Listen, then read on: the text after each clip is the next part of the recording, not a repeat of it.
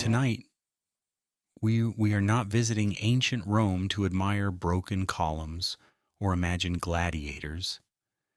We are here because Rome never really disappeared. Before you drift any deeper, if this quiet helps you feel safe tonight, you're welcome to stay with us.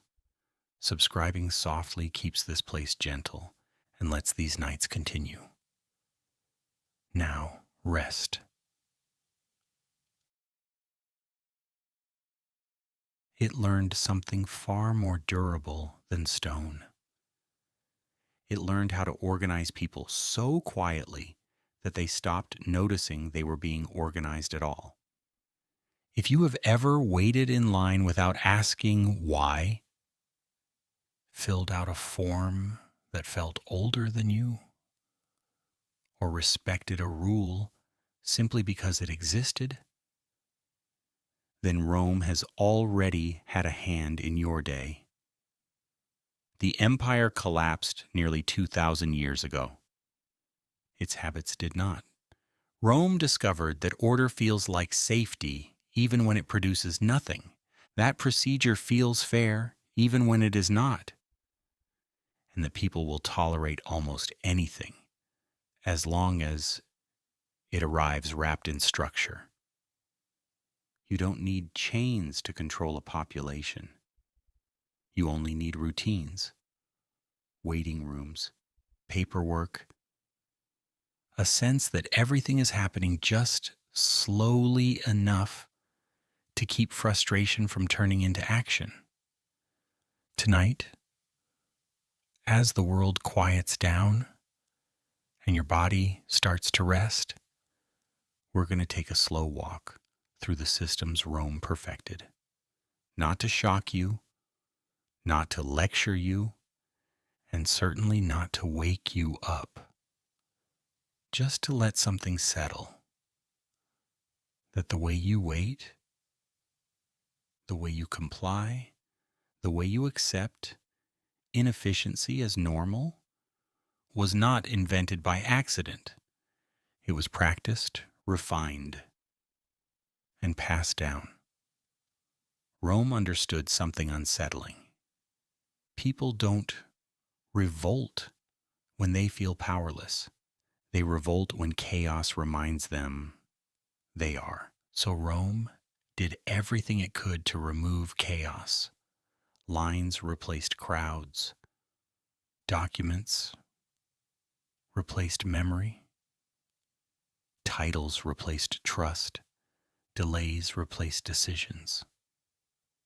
And slowly people learned that standing still felt safer than pushing forward. Tonight, you don't need to judge that. You don't need to fix it. You don't even need to fully understand it. Just notice it.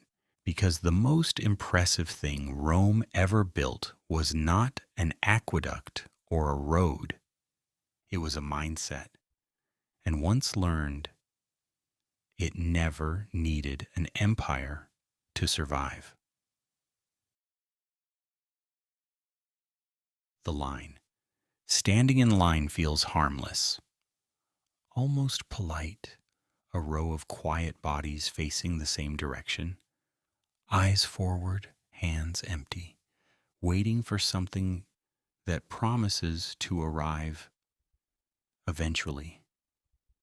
It feels normal enough that questioning it feels rude. You line up for coffee. You line up at airports. You line up in government buildings where clocks seem to slow out of embarrassment. Sometimes you even line up to ask why the line is not moving. And you do all of this calmly, patiently, as if waiting itself were a civic virtue. Rome would have appreciated that. Ancient Rome did not invent the line to be fair. It invented it to be controlled. When thousands of citizens gathered for grain distributions, the problem was never food alone. The problem was hunger, mixed with uncertainty. Hungry crowds are unpredictable. Unpredictable crowds are dangerous. Rome's solution was elegant in its simplicity. Put everyone in a straight line, not because it sped things up, not because it guaranteed equality, but because it transformed chaos into posture. A line looks disciplined, it looks civilized, and most importantly, it looks calm. If you arrived early, you ate. If you arrived late, Rome taught you a lesson about responsibility and hunger. The line did not care why you were late.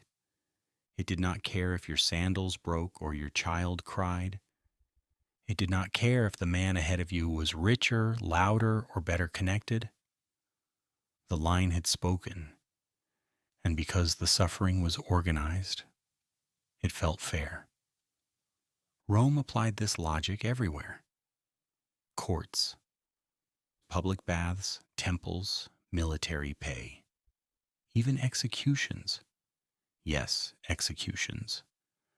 People queued while officials processed documents, adjusted robes, and made sure the ritual felt correct. Imagine standing there, shifting your weight, quietly wondering if this would be finished before lunch. Perfectly normal Roman behavior. The brilliance of the line was psychological. It created the illusion of justice without guaranteeing it. Everyone waited, everyone endured. And people tolerate suffering far better when it arrives equally distributed. Chaos creates anger. Lines create resignation. Rome understood this so well that it trained its citizens to defend the line themselves. Cutting in line was not just inconvenient, it was immoral. It violated the sacred order. Fast forward 2,000 years, and nothing has changed. Technology could eliminate waiting entirely. Self-checkouts exist, online systems exist, and yet waiting rooms persist. Why? Because the ritual matters more than the result. Standing in line tells you that things are under control even when they clearly are not. It reassures you that someone, somewhere, is managing the situation. And when someone cuts the line today, people don't shrug. They feel genuine outrage, a deep personal sense of betrayal. Strangers unite in silent judgment because the line is sacred, not the service, not the outcome, the line. This is one of Rome's quiet victories. You may not trust institutions, you may doubt competence, you may even complain endlessly, but you still stand where you are told. Because standing in line feels safer than questioning why the line exists at all. The line teaches patience, but not the peaceful kind. It teaches patience that exhausts you just enough to prevent action. After waiting long enough, people stop asking whether the process makes sense. They just hope it ends soon. Rome did not need guards at every corner. It trained people to self-regulate, to look forward, to stay in place, to judge anyone who disrupted the order. And perhaps the most unsettling part is this: waiting has become a moral act. If you wait quietly, you are reasonable. If you ask questions, you are difficult. If you refuse to wait, you are the problem. The system is never questioned. Only your behavior is. So the next time you find yourself standing quietly behind someone, staring at the back of their jacket as if it holds ancient wisdom, remember this: you are not waiting for service. You are participating in a Roman social control mechanism designed to keep hungry people calm. And judging by how comfortable it feels, it is still working beautifully. Paperwork as religion. If ancient Rome had a religion, it would not have been built around gods alone. It would have been built around documents. Rome did not trust memory. It did not trust spoken promises. It barely trusted people. What it trusted was ink, wax seals, witnesses, copies, and records long enough to make you forget what you were agreeing to in the first place. In the world of the Roman Empire, if something was not written down, it might as well have never happened. Love faded, loyalty shifted, friendships broke. But paperwork was eternal. Contracts governed everything. Marriage agreements, business partnerships, property transfers, loans, employment, even the freeing of slaves required documents carefully prepared, witnessed, and archived. There were contracts promising payment, contracts promising silence, contracts promising not to sue someone later when you inevitably changed your mind. Rome did not invent bureaucracy accidentally. It cultivated it deliberately. A written agreement did not exist to help you understand your obligations. It existed to protect the system from your memory. Roman legal language was dense, repetitive, and intentionally exhausting, not because clarity was difficult, but because complexity created authority. If you could not fully understand the document, that was not a flaw. That meant it was working. Understanding suggested equality, confusion reinforced hierarchy. Lawyers thrived in this environment. Scribes gained power.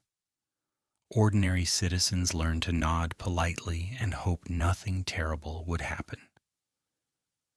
And they rarely questioned the process, because questioning paperwork felt dangerous. A document looked official.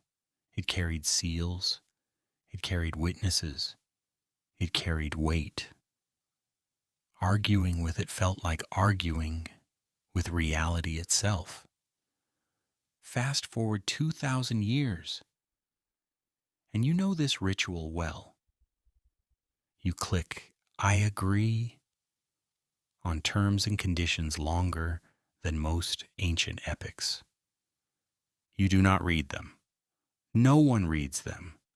Somewhere deep down, you know this, and you click anyway, because Rome taught us something that still shapes behavior.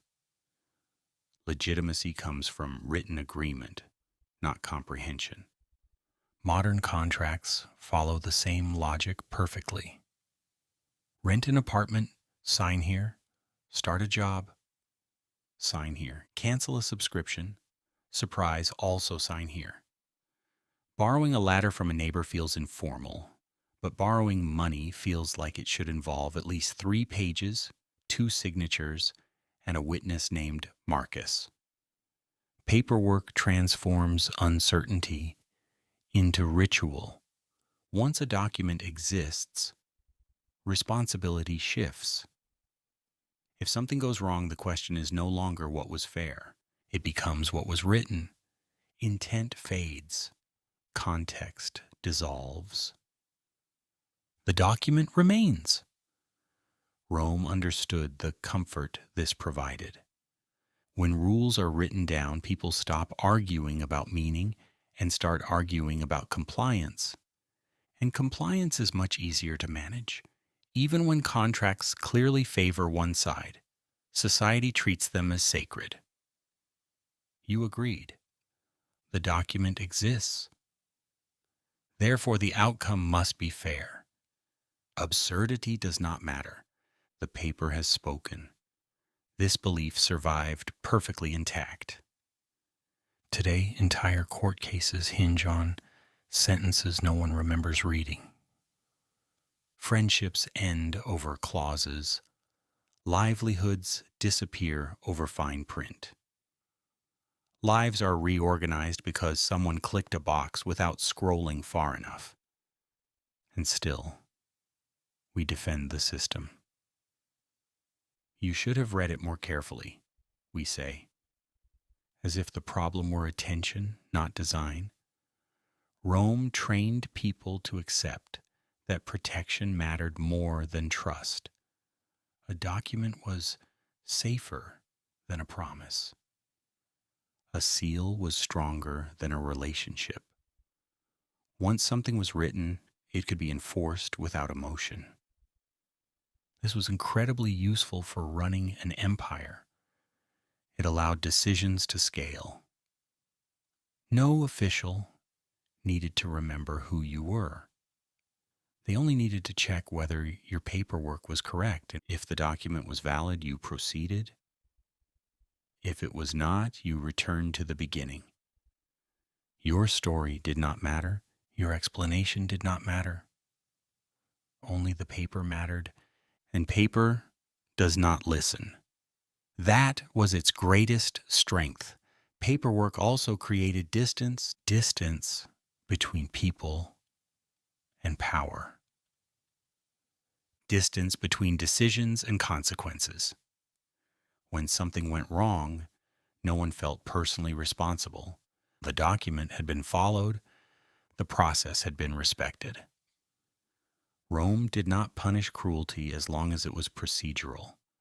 Modern systems operate exactly the same way. You are denied something unfairly. Not because anyone hates you, but because a requirement was not met. You appeal, you submit more documents, you wait, and somewhere along the way, frustration turns inward. Maybe you filled out the form incorrectly. Maybe you missed a detail. Maybe this is your fault. Rome loved this outcome. Paperwork trains people to blame themselves instead of systems. It keeps anger contained, directed at errors, at omissions, at misunderstandings, never at structure. This is why paperwork feels oddly sacred. You do not yell at it. You do not threaten it. You comply. And the most Roman part of all is how familiar this feels. You may dislike bureaucracy. You may joke about it endlessly. But when a document appears, you lower your voice. You read carefully. You sign. Because deep down, you know what Rome knew. Paperwork does not exist to serve people. It exists to protect systems. So every time you sign something you barely understand, congratulations. You are not agreeing. You are participating in a Roman ritual designed to convert complexity into obedience. And judging by how rarely it is questioned, it remains one of Rome's most successful inventions. Bureaucracy and delay. Rome did not believe power was only about command. It believed power was about time. Not speed, not urgency, but delay. In ancient Rome, nothing important happened quickly, and nothing powerful ever appeared rushed. If you wanted something done, you did not simply ask. You petitioned, and then you waited. Someone reviewed your request. Then someone reviewed the review. Then someone noticed a missing seal. Then you were sent back to the beginning, wiser, quieter, and slightly more tired. Rome understood something unsettling. Distance cools anger. When people must navigate layers of procedure, their energy drains before it can become resistance. Frustration spreads out over days, weeks, months. By the time it reaches its destination, it has softened into resignation. Bureaucracy was Rome's greatest sedative. The empire was filled with offices, offices to manage provinces, offices to manage other offices, offices whose only purpose was to confirm that the correct forms had been submitted in the correct order. Efficiency was optional, procedure was mandatory. Rome did not design bureaucracy to solve problems, it designed it to handle them. And handling is much easier than fixing. Every official had a role, every role had boundaries. No one was responsible for the whole outcome. If something failed, it was unfortunate. But it was never personal, and the process had been followed. This was the genius. Bureaucracy dissolved responsibility as it moved upward. Each official completed their task. If the result was disastrous, blame could not attach itself to any one person. It disappeared into the system. Rome discovered that systems are safest when no one can be held accountable. Fast forward 2,000 years, and the inheritance is painfully familiar. You submit a form, you wait, you call a department, and they redirect you to another department. That department insists you should have contacted the first one. No one is cruel. No one is helpful. Everyone is polite. Everyone is powerless.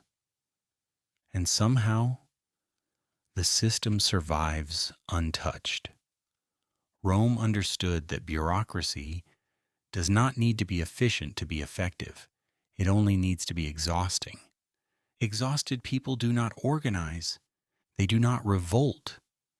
They complain quietly and adjust expectations downward.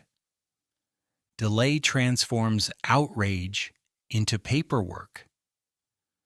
This is why waiting rooms feel the way they do. Chairs are uncomfortable. Lighting is flat. Time stretches. You are not meant to settle in.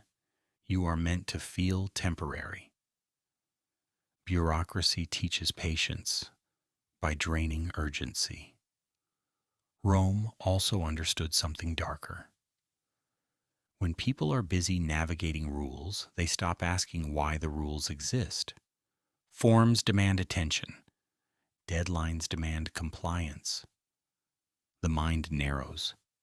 Big questions disappear behind small tasks. Did I submit the right document? Did I miss a step? Should I try again? Rome did not fear intelligence. It feared focus. A focused population asks dangerous questions. A distracted one does not.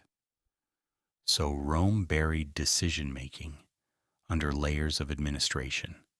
By the time a citizen reached the end of the process, the original issue barely mattered anymore. All that mattered was completion. Modern bureaucracy works the same way. Problems are rarely solved. They are processed. A complaint becomes a case. A case becomes a reference number. A reference number becomes something you are told to keep for future use. And future use never arrives. The language itself is revealing. Your issue is being handled. Your concern is under review. Your request is in progress. None of these phrases mean anything, but they sound like movement. Rome understood that the appearance of motion is often enough. People tolerate delay if they believe something is happening, even if nothing is. Bureaucracy creates the illusion of care without the burden of action. And the most Roman part of all is how blame is redistributed. When a system fails you, the failure is framed as neutral. It's just how the process works. This sentence is one of Rome's greatest achievements. It removes emotion. It removes intent. It removes injustice. What remains is inevitability. You are not wronged. You are processed. Rome trained its citizens to internalize this logic. If a form was rejected, you filled it out again. If a decision made no sense, you accepted it. Persistence was allowed. Resistance was not. Modern systems preserve this perfectly. You repeat steps you have already completed. You explain your situation to multiple people who cannot help you. You are told the outcome is final, not because it is fair, but because it is official. And the truly Roman detail is this: you are expected to be grateful. Grateful for the opportunity to submit, grateful for the chance to appeal, grateful for the time taken to review your case. Rome taught people that access to bureaucracy itself was a privilege. That being processed meant being acknowledged. And over time, people began to accept inefficiency as normal. Waiting became background noise. Frustration became routine. Complaining became pointless. This is not a failure of modern systems. It is their design. Rome did not create bureaucracy to serve people. It created it to protect stability. Delay prevents collapse. Distance prevents revolt. And the system endures not because it works well, but because it works slowly. So the next time you spend an entire afternoon accomplishing absolutely nothing while following official procedures, remember this: you are not failing. You are participating in a Roman tradition designed to keep systems intact and people tired. And once again, it is working exactly as intended. Titles over competence. Ancient Rome loved titles. Not because they always explained anything, but because they saved time. A title told you how to behave before a word was spoken. Senator, consul, praetor, tribune. Each one came with robes, privileges, and an unspoken agreement that whatever this person said should probably be taken seriously, even if no one was entirely sure why. In Roman society, titles were not descriptions. They were shortcuts. You did not need to prove ability if you had the right name attached to you. The title itself did the work. If a man was called consul, then clearly he understood governance, or at least Rome agreed to pretend he did. This was not naivete, it was efficiency. Rome ruled millions of people spread across vast territories. It could not afford constant evaluation. It needed instant authority. Titles allowed obedience to happen automatically. You did not argue with a title. You deferred to it. Hierarchy saved energy. Thinking required effort. Deference did not. So Rome trained its citizens to respect position before performance. This system solved a real problem. When everyone knows who outranks whom, decisions move faster. Orders are followed. Confusion decreases. And most importantly, responsibility rises upward, away from those carrying it out. If something went wrong, the title remained intact. The mistake belonged to circumstances, or subordinates, or fate, rarely to the role itself. Rome was full of titled men making catastrophic decisions with confidence, corrupt governors, incompetent administrators, generals chosen for lineage rather than skill. And yet the system survived. Because once society agrees that titles equal authority, the system no longer needs to be effective, it only needs to look official. Fast forward 2,000 years and the vocabulary has changed. The logic has not. Manager, director, senior advisor, executive officer, lead consultant. Titles that immediately command respect, even when the job description remains foggy at best. You nod in meetings. You take notes. You assume competence, not because you have seen results, but because the title suggests you should. This is deeply Roman. Questioning a title feels uncomfortable. In ancient Rome, openly challenging someone of higher rank was seen as disruptive, disrespectful, and potentially dangerous. Today, questioning authority in professional settings is often labeled unprofessional, difficult, or not a team player. Different words, same rule. Titles also create a comforting illusion of order.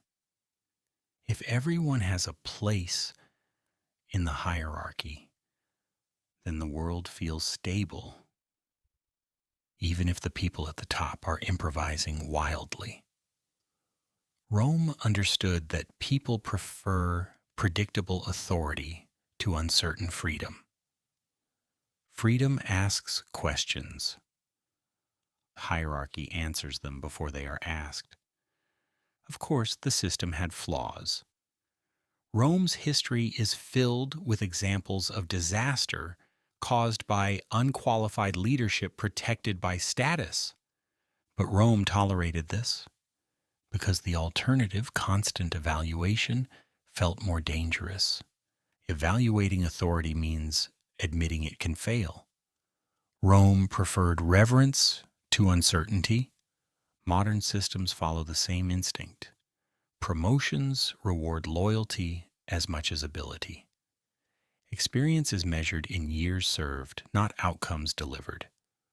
Longevity becomes proof. If someone has held a position long enough, they must deserve it, or at least removing them would feel disruptive. Rome loved stability more than excellence, and stability favored titles. What makes this particularly effective is how early people learn the rule. Children are taught to respect titles instinctively. Teacher, doctor, officer, supervisor, each one carries expectations before evidence. This is not wrong. It is practical, but it becomes dangerous when titles stop being questioned at all. Rome never asked whether a title holder was competent. It asked whether the title was legitimate. If the ceremony had been performed, if the robes were correct, if the seals were present, then authority was assumed. Modern equivalents are everywhere, email signatures longer than short poems, credentials listed like armor, acronyms that signal expertise without explanation. We are trained to respect the presentation of authority, not its substance. And the most Roman part of all is how rude it feels to say otherwise.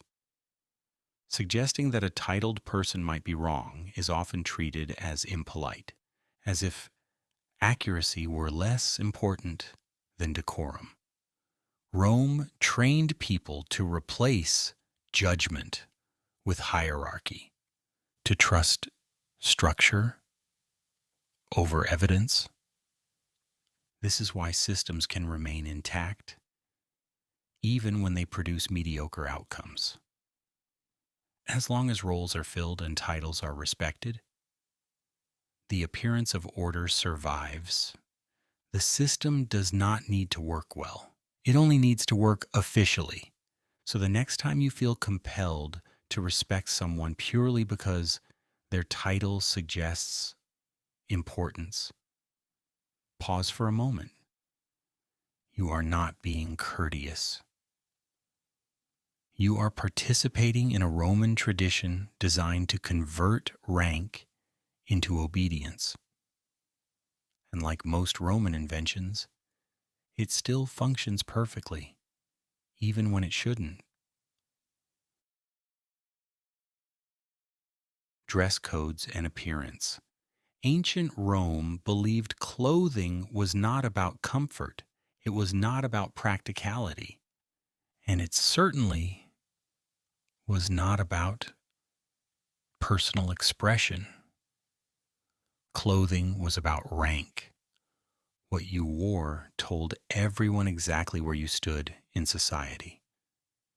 And more importantly, where you did not belong. Dress codes in Rome were not suggestions. They were social law. The toga is the most famous example. Heavy, awkward, difficult to wear correctly, almost useless for actual work. And that was precisely the point. Only Roman male citizens were allowed to wear it. Foreigners could not. Slaves absolutely could not. The toga did not exist to keep anyone warm or comfortable. It existed to announce legal status. Wearing it said without words, I belong here. I have rights. I am protected by the system. Women wore different garments entirely. Their clothing signaled virtue, marital status, and obedience to social norms. The rules were strict, but rarely written down clearly. You were simply expected to know. Wearing the wrong clothing in the wrong place could result in fines, ridicule, or quiet removal by someone with authority and very little patience. Rome understood something powerful. Appearance enforces hierarchy faster than explanation. You can argue with a rule, you can debate a law, but you rarely question someone who looks official. Fast forward 2,000 years, and the logic remains intact. Modern dress codes insist on professionalism. A word so vague it can mean almost anything. As long as it usually means uncomfortable shoes, restrictive clothing, and colors that express absolutely nothing about who you are. Offices require formal wear, even when the work involves sitting still and typing. Courtrooms demand specific attire not because it improves justice, but because it looks serious. The Roman instinct remains unchanged. Looking correct signals respect for the system. Looking incorrect suggests rebellion, incompetence, or poor character, none of which have anything to do with your actual ability. What makes modern dress codes, especially Roman, is how unclear they are. Rome never published a definitive manual on toga etiquette either. You were expected to sense it, to absorb it, socially, to learn by watching who was corrected and who was not. Modern dress codes work the same way. Break them accidentally and suddenly everyone remembers the rules very clearly. Too casual, too colorful, too expressive, not appropriate for the setting. The system survives because people enforce it on each other. No guards needed, just glances, whispers, passive-aggressive comments about professionalism. Rome preferred this method. When people police themselves, authority becomes invisible. Appearance also solved another problem. It made hierarchy visible at a distance. You did not need to ask who mattered. You could see it. The richer fabrics, the cleaner lines, the better tailoring, modern equivalents are everywhere.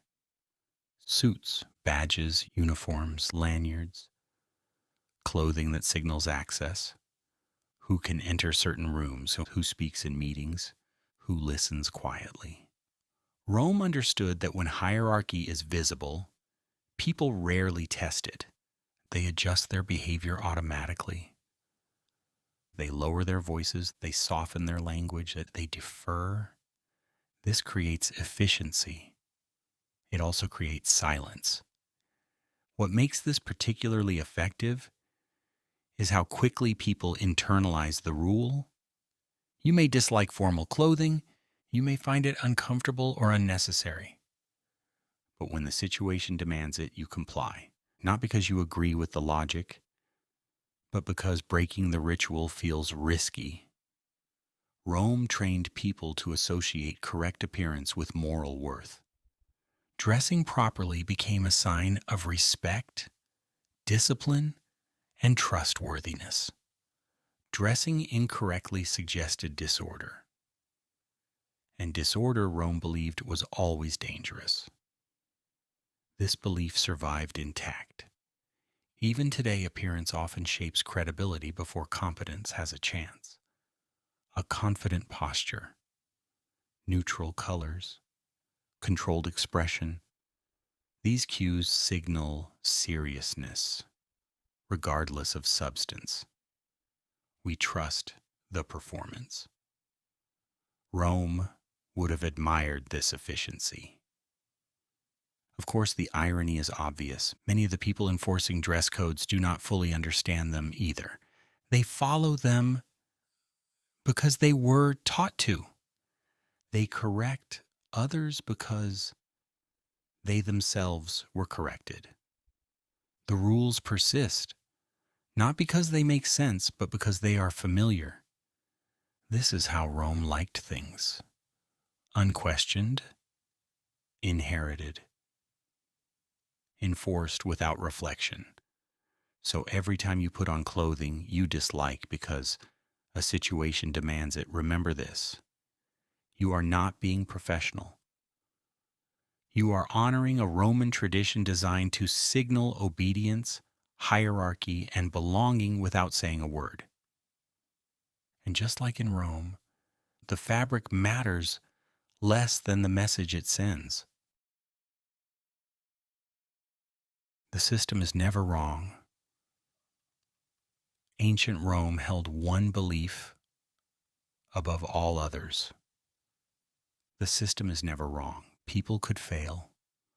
Officials could disappoint. Outcomes could be cruel. But the structure itself was untouchable. If something went wrong, it was not because the system was flawed. It was because someone misunderstood it, misused it, or deserved what happened. This belief was essential for running an empire. Rome's laws were complex, rigid, and often merciless.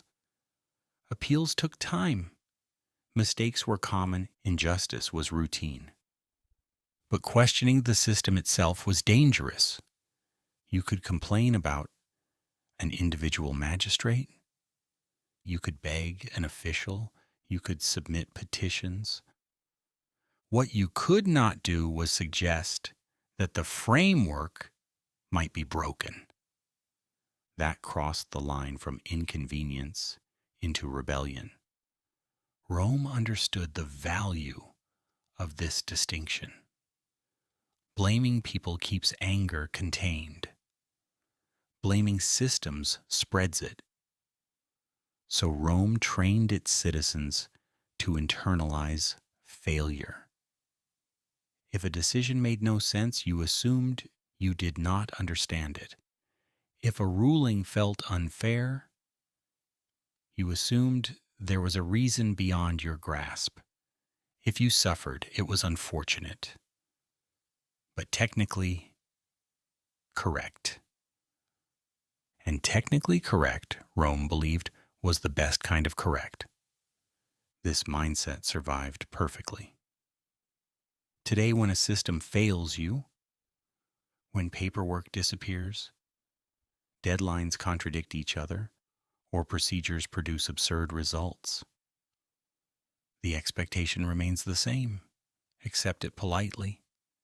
You may feel frustrated, but expressing that frustration too strongly makes you the problem. That's just how the process works. This sentence would have sounded completely natural in a Roman forum. It removes responsibility from people and assigns it to inevitability. No one chose this outcome. It simply happened. Rome loved this logic because it was efficient. When systems are treated as neutral forces, they are shielded from moral scrutiny. A flood is not unjust. An earthquake is not cruel. And if bureaucracy feels like weather, then suffering becomes something to endure rather than resist. Modern systems operate on the same principle. A form is rejected because it is incomplete. Not because the requirement is unreasonable. A benefit is denied because a deadline was missed. Not because the deadline made no sense. A decision is final because it is final, not because it is fair. Rome trained people to respect outcomes simply because they emerged from procedure. Over time, citizens learned to police themselves. They filled out forms carefully. They double-checked instructions. They blamed themselves for errors. This was not accidental. A population that blames itself does not challenge institutions. It corrects behavior. It adjusts expectations. It tries harder next time. Rome preferred persistence over resistance. You could try again. You could submit another petition and you could wait longer, but you could not challenge the legitimacy of the process itself. Modern systems preserve this perfectly. You repeat steps you have already completed. You provide documents you have already provided. You explain your situation to multiple people who cannot help you. And when the outcome arrives, you are told it is final. Not because it is right, but because it is official. The most Roman detail is the tone. The denial is polite. The language is neutral. The responsibility feels diffuse. No one appears cruel, and yet the result is the same. The system moves on, untouched. Rome understood that when injustice is procedural, it feels less personal. People are less likely to resist something that appears impartial, even when it clearly is not. This belief also created obedience. Citizens learned that pushing back was futile. If the system was never wrong, then disagreement was simply ignorance. Over time, people stopped arguing. They complied. They accepted outcomes quietly and redirected frustration inward. Maybe I misunderstood. Maybe I missed something. Maybe this is my fault. Rome loved this outcome. It kept order without force. It allowed cruelty without villains. It made suffering feel deserved rather than imposed. And once people accept that logic, systems become self-sustaining. Modern society defends this idea passionately. When someone complains about a system, the response is often not sympathy. It is instruction. You should have followed the rules. You should have planned better. You should have read the fine print. As if the problem were personal failure rather than structural design. Rome trained people to respect rules even when they harmed them, because rules felt stable, and stability mattered more than justice. This belief shaped generations.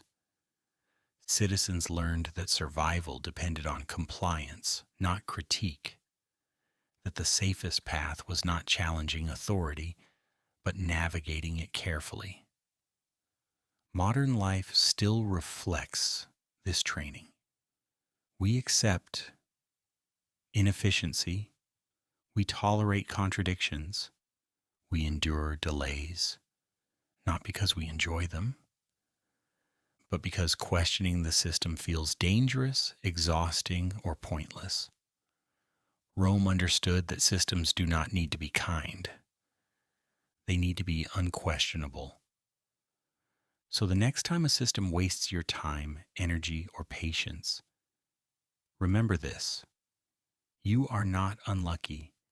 You are not alone.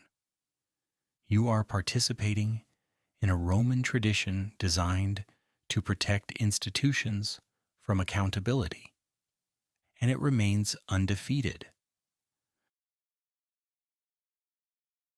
Shame as discipline. Rome did not rely on punishment alone. Punishment is loud. Punishment draws attention. Punishment invites sympathy. Rome preferred something quieter. Shame. Shame does not need guards. It does not need chains. It does not even need laws. It lives inside people. In ancient Rome, public life was unavoidable. Streets were crowded, markets were noisy, baths were communal. Privacy was rare, and Rome used this expertly. Mistakes were rarely hidden. Failure unfolded in front of witnesses. Embarrassment lingered long after consequences ended. Miss a deadline, violate a custom, dress incorrectly, speak out of turn. The punishment was not always physical. It was social. A look held half a second too long, a laugh that came a moment late, a silence where respect should have been. Rome understood that people will endure incredible hardship to avoid humiliation. Pain fades. Shame stays. So Rome trained its citizens to regulate themselves. You did not behave because someone was watching. You behaved because everyone might be. This created a population that corrected itself instinctively. People anticipated judgment before it arrived. They lowered their voices. They softened complaints. They apologized preemptively, not because they were guilty, but because being wrong publicly felt unbearable. Shame was efficient. It spread quickly. It required no paperwork. It left no official record. And once internalized, it worked even in isolation. A Roman citizen alone at night still carried the audience with them. Modern systems preserve this perfectly. Shame has simply changed costumes. Today you are rarely punished openly. You are labeled unprofessional, difficult, not a good fit, negative. These words do not sound severe. That is why they work. They follow you quietly. You hear them in performance reviews. You sense them in meetings. You feel them when invitations stop arriving. Rome understood that shame works best when it is subtle. Too much humiliation creates backlash. Just enough creates obedience. Modern workplaces have mastered this balance. Rules are rarely enforced aggressively. They are enforced socially. You notice who speaks too much. You see who is corrected publicly. You learn who not to become. No threats needed.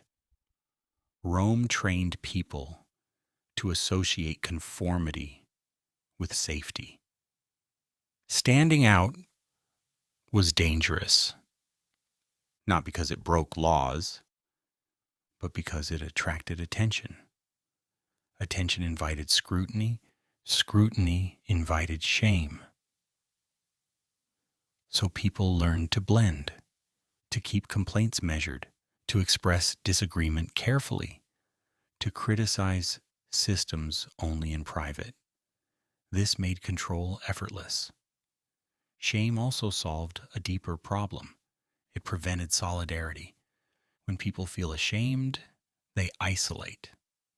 They assume their experience is personal rather than shared. Rome understood this. A citizen embarrassed by failure does not organize. They withdraw, they reflect, they self-correct, they try harder next time. Modern systems rely on this instinct constantly.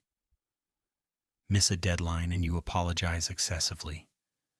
Fail to understand instructions and you blame yourself. Struggle within a system and you assume others are handling it better.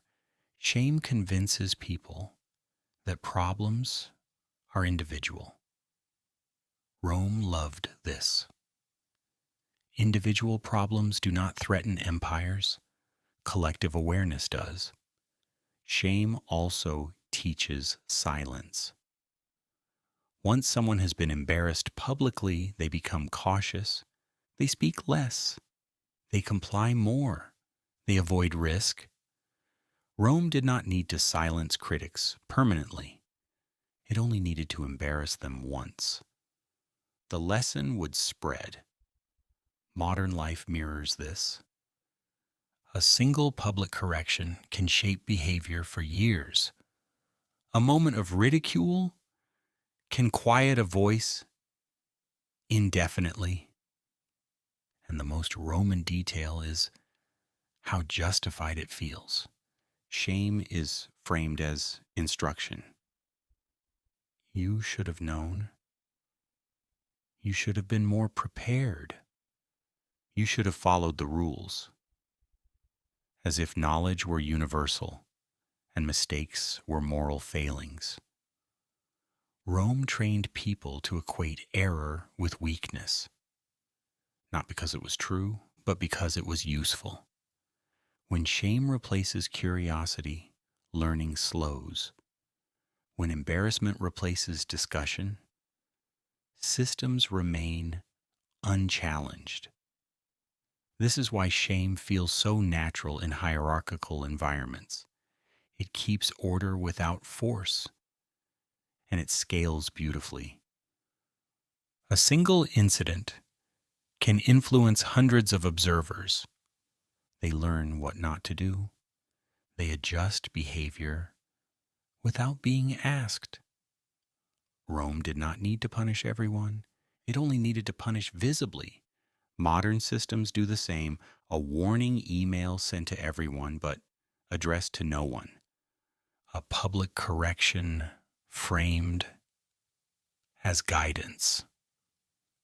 A story shared quietly about someone who crossed a line. These moments discipline entire groups. And because shame feels internal, resistance fades. People rarely rebel against feelings they believe are their own. Rome understood this deeply. The most effective control does not feel imposed. It feels deserved. So the next time you hesitate before speaking, before questioning a rule, before pointing out something that makes no sense, pause for a moment. Ask yourself whether you are afraid of being wrong or afraid of being embarrassed. Because if the answer is embarrassment, you are not weak. You are human. And you are participating in one of Rome's most enduring strategies.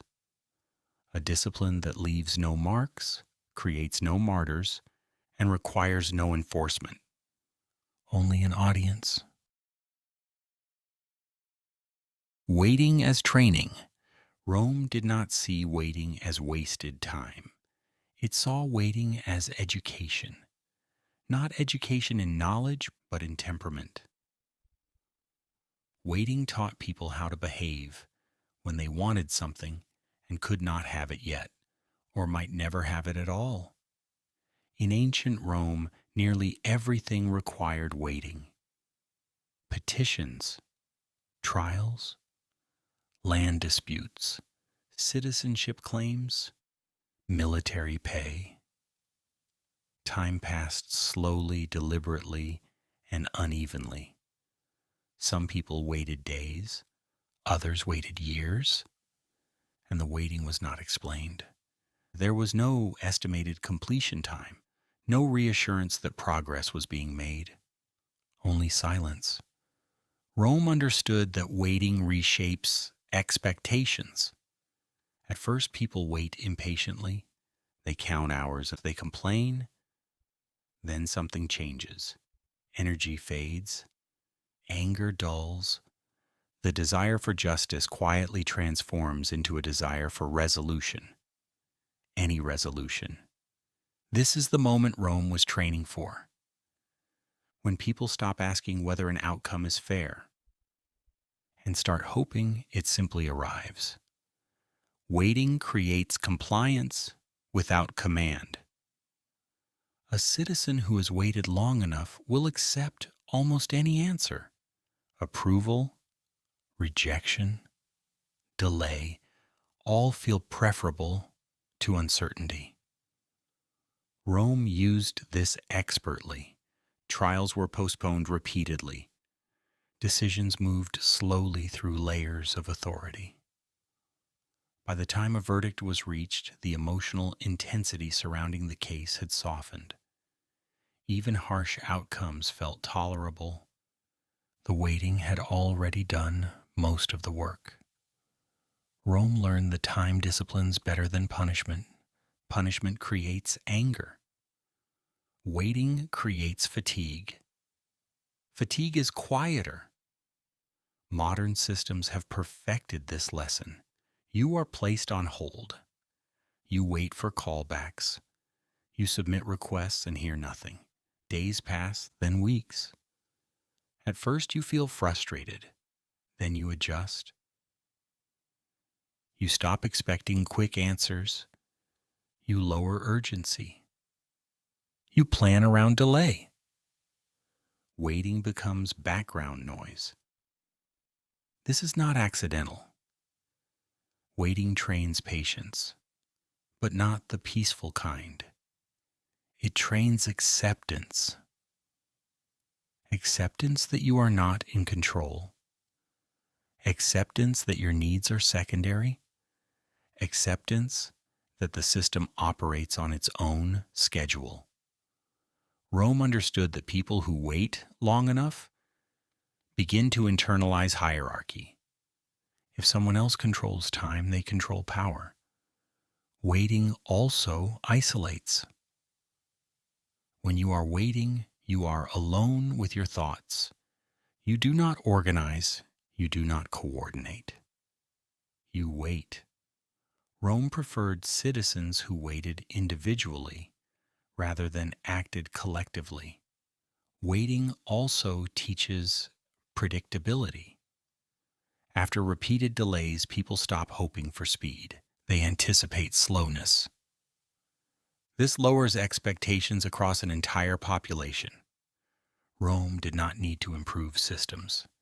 It only needed to train people to expect less. Modern life reflects this perfectly. We joke about delays, we complain briefly, and then we shrug. That's just how it is. This sentence is the final stage of training. Once people say it sincerely, waiting has done its job. Rome also understood something more subtle. Waiting creates gratitude. When someone waits long enough and finally receives an outcome, relief replaces evaluation. Was the decision fair? Was the process reasonable? Those questions fade. The feeling of completion overwhelms everything else. People say, "Thank you. Thank you for the delay ending. Thank you for acknowledging me. Thank you for doing what should not have taken this long." Rome loved this outcome. a system that causes relief simply by stopping its own obstruction never needs to justify itself. Modern systems use this constantly. A service finally responds after weeks of silence. A request is approved after endless forms. You feel grateful, not because the system worked well, but because it stopped making you wait. Waiting also teaches obedience without instruction. Over time, people learn when to wait and when not to bother trying at all. They self-select. Only those with enough time, energy, and patience persist. Rome did not need to exclude people directly. Waiting filtered them out naturally. The poor waited longer. The powerless waited indefinitely. This was efficient. Modern systems replicate this perfectly.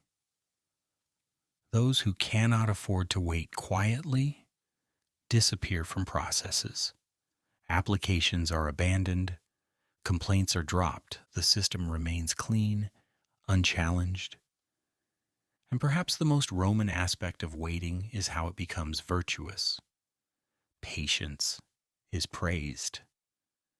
Persistence is celebrated. People are admired for enduring delay gracefully, not for questioning why delay exists. Rome reframed suffering as character development. If you waited well, you were disciplined. If you complained, you were weak. This belief survives intact. Modern culture praises resilience while quietly maintaining systems that require it unnecessarily. People are told to be patient, to trust the process, to wait their turn. Rome would have approved. Waiting is not neutral. It shapes behavior, it adjusts expectations, it teaches submission without ever using force. So the next time you find yourself waiting, on hold in a queue for a response that never seems to arrive, notice what changes inside you. Notice how urgency fades, how resistance softens, how acceptance creeps in. You are not just passing time, you are being trained. And like most Roman lessons, the training works best when you don't realize it's happening. Internalized obedience. Rome's greatest achievement was not control, it was consent. Not the kind that is asked for, but the kind that settles quietly inside a person and never needs to be spoken again. At some point, Rome stopped needing to enforce obedience. People began to do it themselves. They anticipated rules before encountering them. They adjusted behavior without being corrected. They felt discomfort at the thought of non-compliance, even when no one was watching. This was internalized obedience. It did not require threats. It did not require surveillance. It lived in habit. Rome trained people to behave correctly even in private. A citizen alone at home still followed social norms. A merchant closed shop at expected times. A soldier maintained posture even off duty, not because punishment was imminent, but because deviation felt wrong. This is when systems become nearly indestructible. When rules no longer feel imposed, they feel natural. Rome understood that the strongest control does not announce itself, it whispers. Internalized obedience begins subtly. First, people follow rules to avoid punishment. Then they follow rules to avoid shame. Eventually, they follow rules because breaking them feels uncomfortable, even unnecessary. At that stage, the system no longer needs to explain itself. It simply exists. Rome's citizens learned to predict authority. They knew when to lower their voices, when to step aside, when not to ask questions. This anticipation made governance efficient. Officials did not need to intervene constantly. The population self-regulated. Modern systems rely on this instinct constantly. You stop yourself from questioning decisions before anyone reacts. You soften emails preemptively. You apologize before you are accused. You comply without being asked. This is not weakness, it is conditioning. Rome trained people to associate obedience with safety. Disobedience did not always result in punishment, but it always carried risk. Risk of attention, risk of embarrassment, risk of exclusion. So people learned to stay within invisible boundaries. Over time, those boundaries felt fixed. Internalized obedience also creates predictability. When people behave consistently, systems can plan around them. Rome did not need to monitor everyone. It needed patterns. Patterns of work. Patterns of compliance. Patterns of silence. Once patterns stabilized, authority became background noise. People lived inside rules the way fish live inside water, rarely noticing them, never questioning them. Modern life mirrors this perfectly. You follow procedures instinctively. You wait your turn automatically. You feel uneasy when someone ignores protocol, even when it helps them. You defend rules you did not create. This is the final stage of training. When people become guardians of the system themselves, Rome understood that the most reliable enforcers are ordinary citizens. They correct behavior socially. They remind others of rules. They shame deviation. No official required. This is why systems survive long after empires collapse, because they move into people. Internalized obedience also reshapes identity. People begin to define themselves through compliance. I'm just following the rules. I don't make the decisions. I'm doing what's required. These statements feel modest.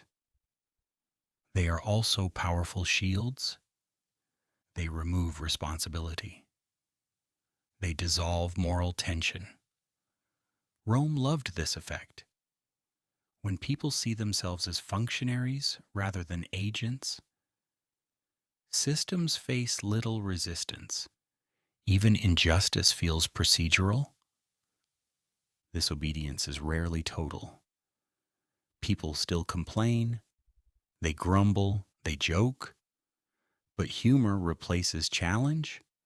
Sarcasm replaces action. Rome tolerated this. Complaints without coordination are harmless. They release pressure without changing structure. Modern culture preserves this perfectly. We laugh at bureaucracy, we mock inefficiency, and then we comply anyway. Because internalized obedience is not about belief, it is about habit. You do not need to believe in the system, you only need to act as if it cannot be changed. Rome trained people to see alternatives as unrealistic, to view resistance as disruptive rather than necessary. This framing survived. Today, those who question systems are often labeled unrealistic, radical, or difficult. Not because they are wrong, but because they disrupt predictability. Predictability is sacred. Internalized obedience also creates a strange comfort. Rules remove ambiguity. Ambiguity requires thought. When systems tell you exactly what to do, life feels simpler. Rome understood this temptation. Freedom is exhausting, compliance is restful. So people accepted limits willingly.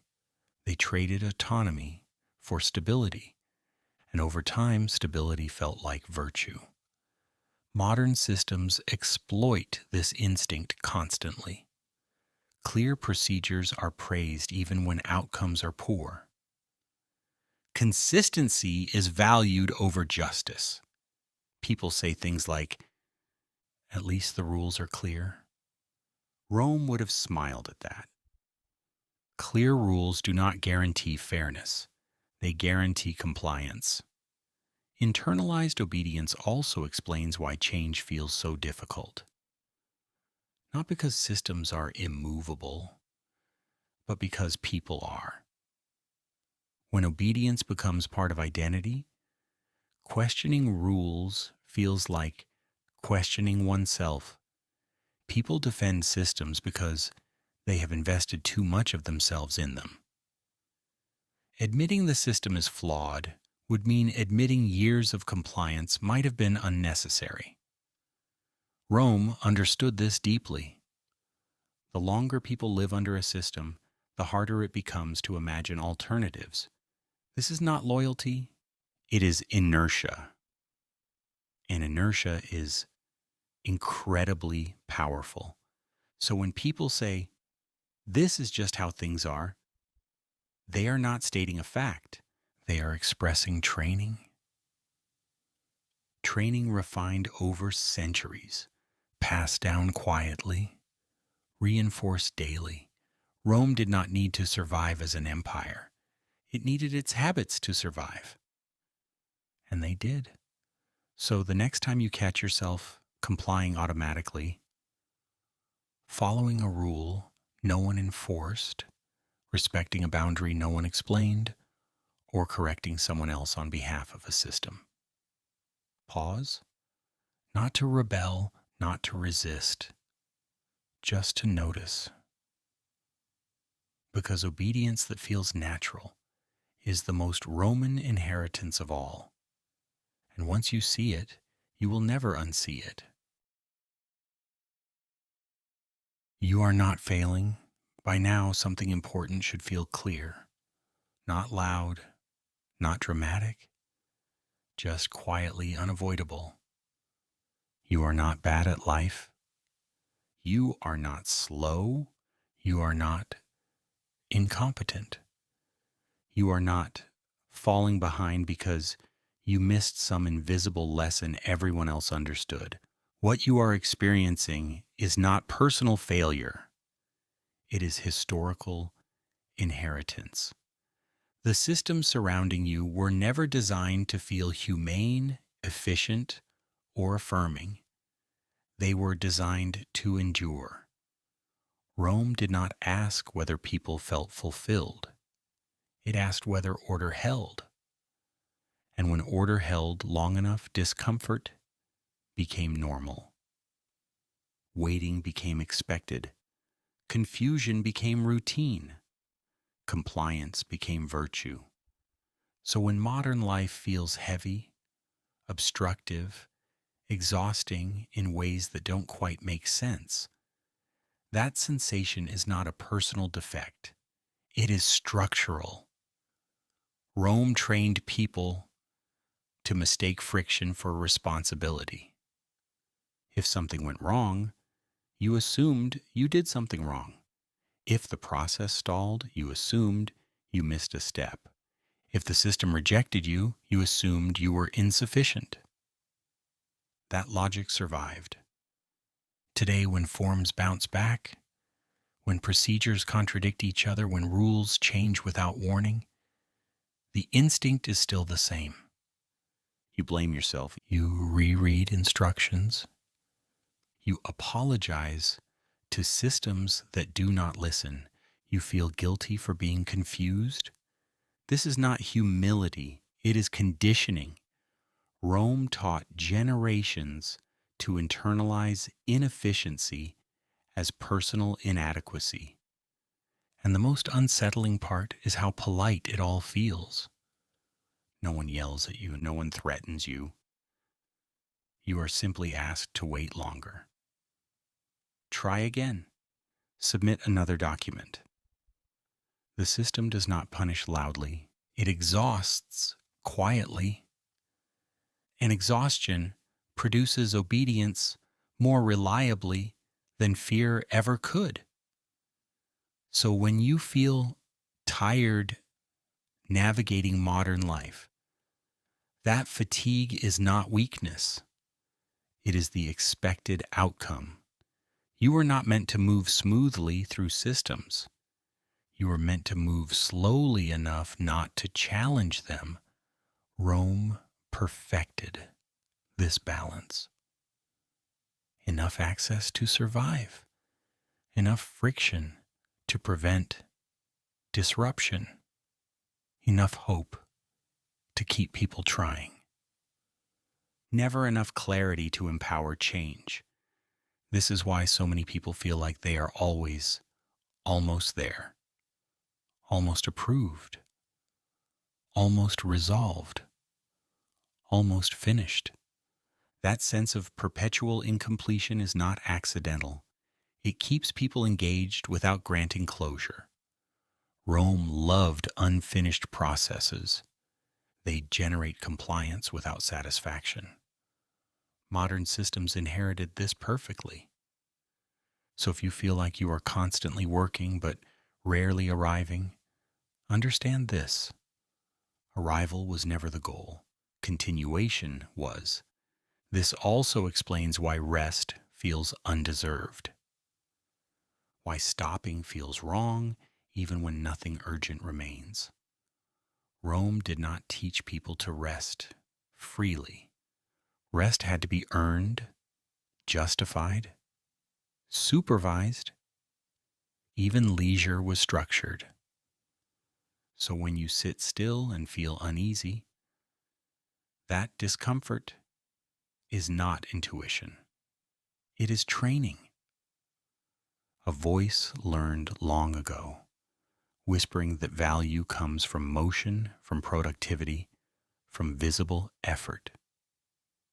You are not lazy for wanting stillness. You are resisting a very old script, and resistance does not always look like rebellion. Sometimes it looks like recognizing that exhaustion is not evidence of failure. It is evidence of participation. The most effective systems do not crush people outright. They keep them functional enough to continue. Rome did not want citizens broken. It wanted them tired. Tired people do not revolt. They comply, they adapt, they endure. So when you feel worn down by processes that seem pointless, remember this. Pointlessness is not a flaw. It is a feature. If systems were obviously cruel, they would face opposition. If they were obviously absurd, they would be questioned. But when they are merely exhausting, people internalize the burden instead. They adjust expectations downward. They stop asking why. They say things like, "That's just how it is." Rome would have considered that success. And yet there is something quietly hopeful here, because once you see this pattern, it loses some of its power. Not all of it, but enough. Understanding does not dismantle systems, but it restores perspective. It reminds you that difficulty does not always signal incompetence. Sometimes it signals design. You were never meant to glide through bureaucracy gracefully. You were meant to survive it. And surviving does not require perfection. It requires patience, awareness, and the refusal to internalize blame that does not belong to you. You can still follow rules without worshiping them. You can still comply without believing you are inadequate. You can still participate without mistaking endurance for identity. Rome succeeded because people stopped distinguishing between what was normal and what was necessary. You do not have to make that mistake. You do not need to rage against every system. You do not need to withdraw entirely. You only need to remember this one thing. Struggle inside a system does not mean you are failing. It means the system is functioning exactly as intended. And that realization, quiet as it is, changes everything. Because once you stop blaming yourself, the weight shifts. You move differently. You wait without shame. You comply without self-contempt. You rest without apology. Not because the system has softened, but because you have stopped letting it define your worth. Rome ruled by making people feel small inside large structures. But smallness is not truth. It is sensation. And sensations can be recognized without being obeyed. So tonight, as you settle into rest, let this be the last thing you carry with you. You are not behind. You are not broken. You are not failing.